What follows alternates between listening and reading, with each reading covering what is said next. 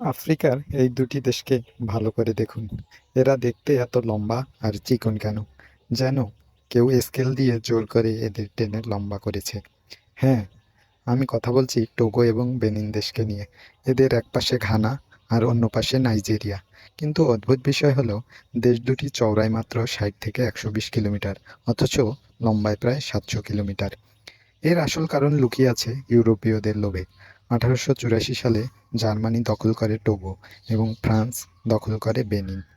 দুই দেশই চেয়েছিল সমুদ্র উপকূলের নিয়ন্ত্রণ নিজেদের হাতে রেখে যত দ্রুত সম্ভব আফ্রিকার ভেতরের দিকে নিজেদের সীমানা বাড়াতে।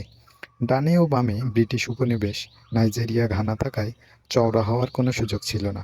তাই ১৮৯৭ সালে ফ্রান্স আর জার্মানি টেবিলের উপর স্কেল ধরে সোজা দাগ কেটে দেশ দুটিকে লম্বালম্বি ভাগ করে নেয়। ইউরোপীয়দের এই জেদের কারণেই জন্ম নেয় পৃথিবীর সরু এই দুটি দেশ।